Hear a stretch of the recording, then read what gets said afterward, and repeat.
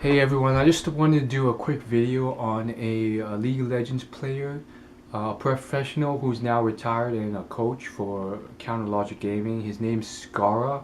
And Scarra is actually someone who I respect quite a lot, and I'll have to tell you a really quick story as to why. So I started playing League of Legends at the start of Season 2, and by the end of Season 2 I had around over 1,000 ranked games on my account, and I was still, I think, like bronze 1 or something in terms of the current ranking system. Back then there's something called Elo where everything was ranked by number.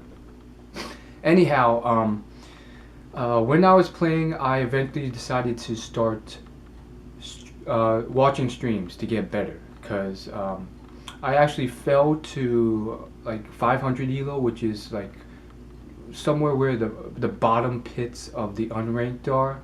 Apparently, I was trying my hardest and I was at 500 elo, and the worst elo out there was like 0 elo, which is like the 0.001% of the players who play ranked.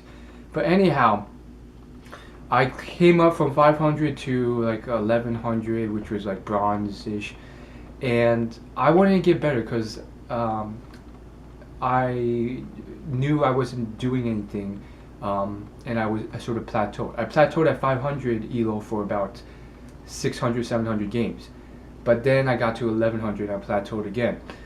So I started watching streams, and then I started realizing might as well watch the best players out there, not just random streams of people who are good but not the best. And at the time, Riot Games published the rankings of the top 10 players on the homepage of League of Legends NA. So I would look at that, and there's this website that's still out there. It's like called League of Legends Streaming.us or something like that, and it lists all the players by most watched, by how many people are streaming it. And so one day, I would always check the rankings to see if anyone on there is streaming, and usually there was. So the rank 2 or rank 5 in the entire North America was streaming, so I'd watch that.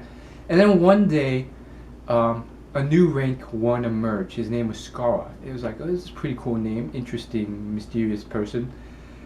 And he was streaming one day, and I started watching him, and then I kept watching him, and this person was very, very unique because of the way his whole mindset to playing solo queue, and he was rank 1 player at the time. I think he was on Dignitas at the time, I can't remember, but his whole mindset was just so lackadaisical, and he was the first person ever, and this is one of the big reasons why I respect him so much, is to this day, like, I have not seen him flame in a game. Like, yeah, I don't know, someone might comment in this video saying, oh, that's so not true, I've seen him flame in this game, and I deserve challenger, and I'm stuck in bronze, and it's all pretty crappy. And then his picture is someone wearing a fedora, and that's just not how it works. But when it goes on, it's like when I watch him play, I think he never ever flames, and he's always when he's streaming, he's always very he's having a lot of fun while he's streaming, and that's something I was not used to, because for myself and other streamers and all these other people that I saw watching the game, they all had huge problems with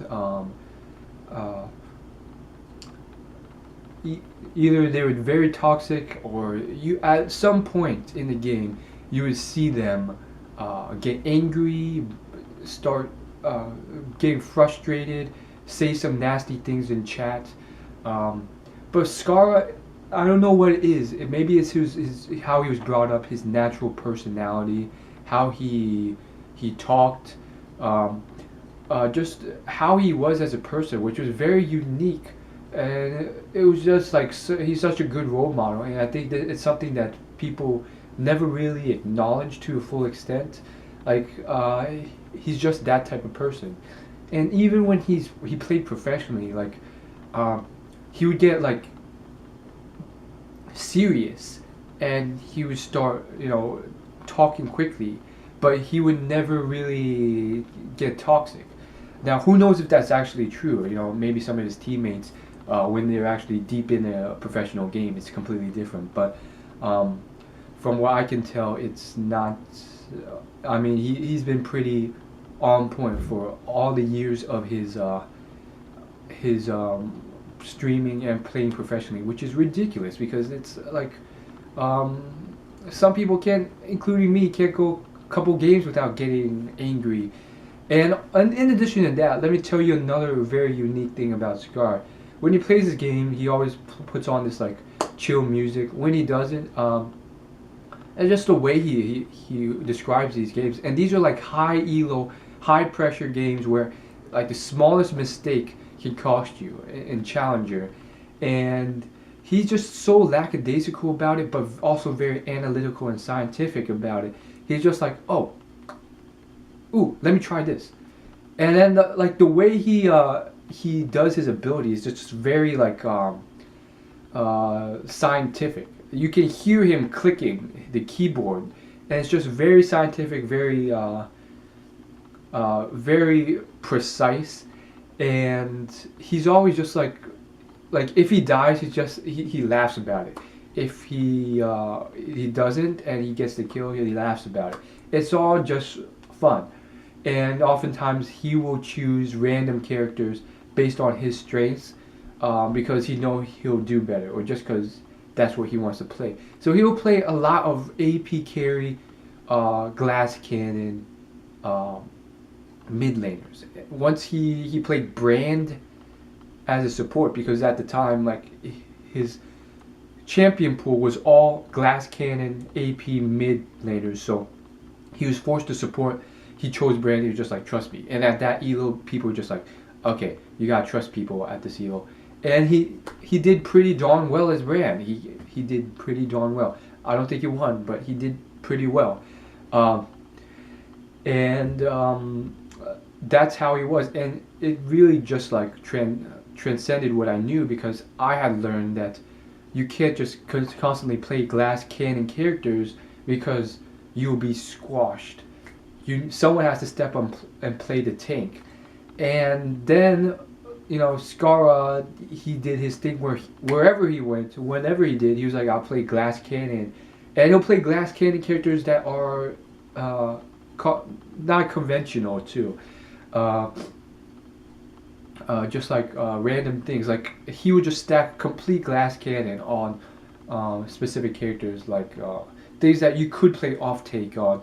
And I guess his reasoning was that at this point in the match, they're so far ahead, you might as well just build glass cannon to kill them.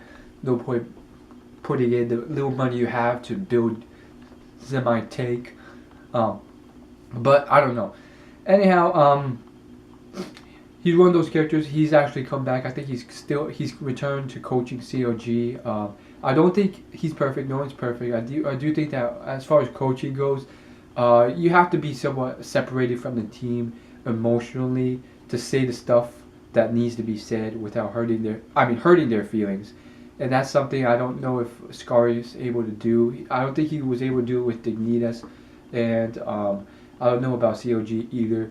The coach has to be very firm. I mean, just look at the Korean coaches, just look at the basketball coaches. But as far as life lessons and role models, I think these sort of things have. I definitely do think certain mindsets and things he's taught transcends beyond League of Legends, just on how you approach life.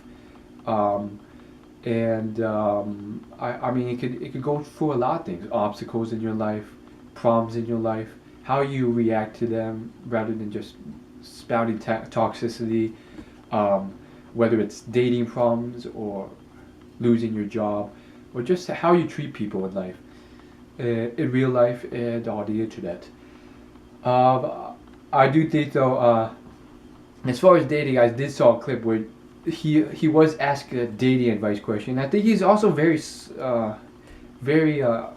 good at like telling what he's good at and what he's not. And he was pretty much like, "This is League of Legends stream. I'm not going to give dating advice here. Sorry." But yeah, I do think I've explored the dating industry quite well. I have a main channel where I talk about the dating industry. I've read a lot about it, and I think one of the big things is recovering from rejection quickly and not getting in your head about it, and realizing, don't take yourself too seriously. And although, Scar applying that to dating, probably not the best thing, not his forte, but I do think it's in the right direction and something you can take away from it. So I'm gonna upload this video. I might post a link on Reddit, see where it goes. Most likely the trolls will come in with their fedoras, and we'll see what happens. And see you guys later. As always, subscribe to my channel. Check out my main channel if you want. Hit the like button, and I'll see you guys later.